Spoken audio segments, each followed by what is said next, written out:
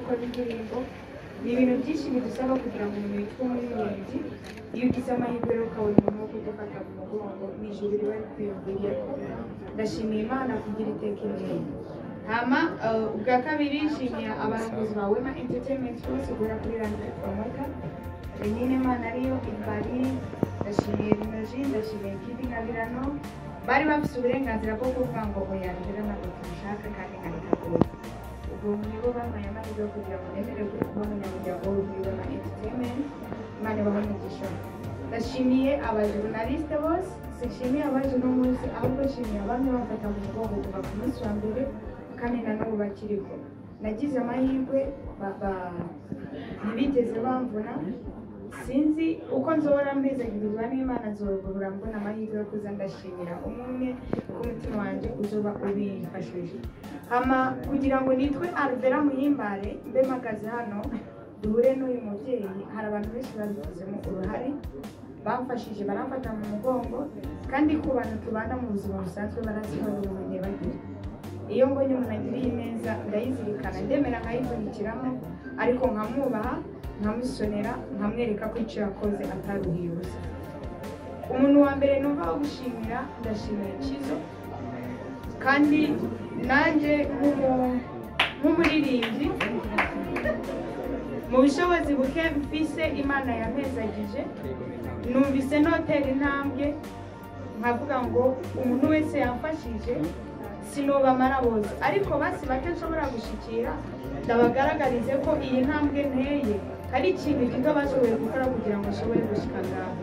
rero ndashimiye Kizo ni umubyeyi wanjye ndamwise data simba mbeshe cyane cyane mu muziki ndibuka ko igihe kimwe abantu barigeze kuba bancira urubanza bakavuga ngo ndateye isoni kuba mfashwa n'umuntu afite amadrede mu mutwe umurastamani umuntu adakijijwe ariko ababivuga bari bakijijwe muri abo bari bakijijwe nta n'umwe yigeze atera intambwe ngo amene amafaranga 1000 yo kuja muri studio abo bantu bose abo bantu bose bagiye baravuga kuri social media bamunonze urutoki bakavuga ngo ndateye isoni kubona Kizo ari bamfata mu mugongo bari bitwa abakristo birirwa mu rushengero bavuga ngo banezerezwa n'indirimbo z'iwanjye ariko nta n'umwe yigeze amanya 1000 cyo kujya muri studio ariko nguri yaramfashe ukuboko kuva umunsi wa mbere njya muri studio kuririmba yanantwaye ntanabishaka arampata ndakora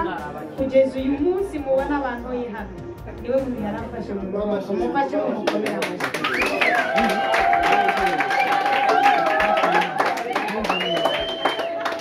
iyo mvuze abantu b'abagabo ni umuntu w'umugabo kandi umugabo abushitse kandi Imana izobimuhembera kubw'ibyo rero mu bushobozi bwanjye buke nanjye nka Alvera Muhimbare ndafise akabahasha namugeneye ndamuhereza reka ndamusabe ashike ngaha n'umubyeyi wanjye ndakamuhereza imbere y'abantu nzonabigira inshuro nyinshi ndamukunda kandi ndamwubaha ni umubyeyi wanjye sinzigera n'umunsi n'umwe ndamushyira ku isoni cyangwa ngo ndamwubaha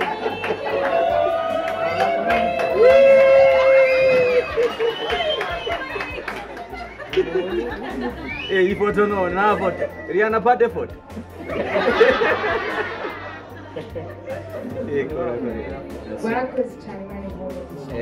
Sorry gato. Hari ukuntu umuntu aronka opportunity akibaza yuko umenga arahejeje. No? Nagomba ndakubwire kandi nibaza nkuko Landry Promoter arabizi akazi rero ukagiye gutangura kubera ko hariho ibyo tutakora sero n'uburyo ubucanke buriya butaboneka mugabo rero ushiremo ingufu ntuvuge ngo biragenze neza no kwaza ko indirimbo nyinshi kuzandika gukora cyane kubaha kwakundi nyene hahandi nyene ushibona ndasundi muntu wa kabiri numva nifuza gushimira n'umuntu yanguye sinijya kubivuga imbere y'abantu kubona umuntu ahaguruka mu bushobozi bwiwe buke akavuga ati Alvera ndashaka kugushyigikira uri umunyempano atakintu na kimwe agusabye akakuba inyuma ni ibintu bikomeye mfise umuvideographe mugiye kubona indirimbo zanje zose usibye umubavu indirimbo zanje zose amavideo yakozwe n'umuntu bita Best Boy ari ngaha namubonye ndamushimira ndamusabe ashike ngaha imbere Best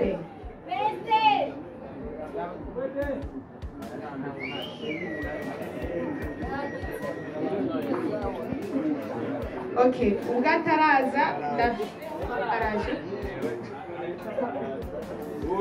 uyu muhungu mubona ngaha ndahiye izina ry'Imana yo mwijuru atoza umutima ni umuntu afise umutima bigoye kugira ngo ubone muri iyi si twaraye amajoro menshi twicaye nuko turakora kugira ngo arabe ko arugera muhimbareno barugera muhimbara iyo twaje gukora video nta munsi n'umwe yigeze ambwira ngo warugera uzompa amafaranga nta munsi n'umwe uyu muntu yaranyemereye iterambere ntitwigeze dukorana igikorwa kubera ko akeneye amafaranga twakoranye igikorwa kubera ko akeneye kumbona ntihembera ndamushimira kandi nzokaba ndamushimira kandi ndabizi ko n'ikintu icyo ari cyo cyose nziba sinzokugera ndamwibagira nawe mfise akabasha namuteguriye arashobora kukakira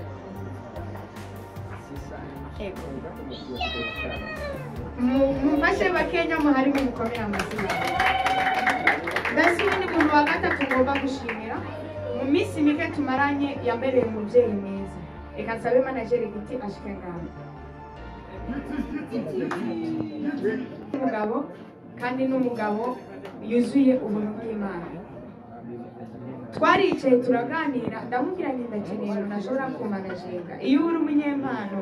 udafite umuntu ashobora kukwicarika akwereke direkisiyo y'ibintu biba bikomeye amahirwe namuhaye ntiyigeze yapfusha ubusa yarantumbereje mu nzira ya nyayo nari narananiwe kwishyiramo aranshyira mu murongo ndabishobora kabisa numva ndanyuzwe ni ukuri ndamutse ntamushimiye nkaba nagira umutima ndagushimira cyane kandi n'ubu turi kumwe ndakuzeye ko byinshi ndakavuze ko byinshi ndazi kuzashyigikira aka ni akabasha n'agategura mama ndafise abantu benshi bo gushimira mufashe n'ukuri siniko ndabatega ndafise undi muntu ushaka gushimira mukuri mumamagarire inyama zihari kubera ko twari tuje mu bintu bya gospel naje gusinya kontra yo kuba umuririmbyi w'ahantu runaka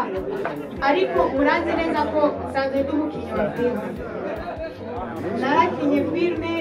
filime ya mbere yitwa Umwanya yarayigizemo uruhara kugira ngo ushobore gusohoka noneho filime yanjye ya kabiri yose mwabonye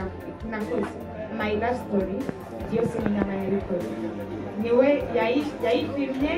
twaraye amajoro menshi hari n'umunsi barumuna abantu barabizi twaraye ijoro ryose muri salo turiko turamonta filime ngo dukera ko mu gitondo twicaye n'uwo muhungu muri salo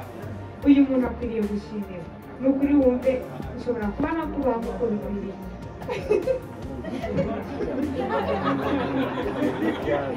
ariko ndakubaha ndagukunda Imana ikumisha ndafise undi muntu ushaka gushimira ntari hano yashoboye gushika ndashimiye Simon umunsi wa mbere nkora indirimbo mvuye kwa Kizo abantu bakunda kumviza interview zanjye bahora babyumva yarakunda kumbaza akamira ngo Alvera ukunda kuja muri studio kuririmba ubu ugiye gukora iki nkamubwira nti mbagiye kuririmba arambwira ngo uzuza n'indirimbo wakoze ndayibwira umunsi ayumva yarambwiye ngo uzoze ndagukorere video ayinkorera ampaye intererano nta kintu asabye na filime yanjye ya mbere natangiye gukora niwe yafashe mu mugongo namugeneye akabasha kari hano kandi si gatoya ubushobozi bwanjye buke nubwo atashoboye gushika hano ndamushimiye kandi ndizera ko yibasha nzoyishikana undi muntu nifuza gushimira yari Pimpajo nawe niko yataje ibasha yiwe ndayifise hano he's my brother dukorana ibikorwa byinshi ndazibasha nawe yiwe nzoyishikana undi muntu nifuza gushimira ndashimira umuntu bita La Vista akora kuri Buja FM ni umujournaliste yaramfashe mu mugongo mu buryo bushoboka amfashe ibintu bikomeye nawe namugeneye ibahasha ndashimiye n'abantu bose ntashoboye nubwo ntabikoze aha niho ubushobozi bwanjye bugera, ndibaza ko n'abandi nzobona uburyo bwo kubashimira, ariko abantu mwese mufata mu mugongo mwumve ngo ndabashimira. Umwami Yesu abahe.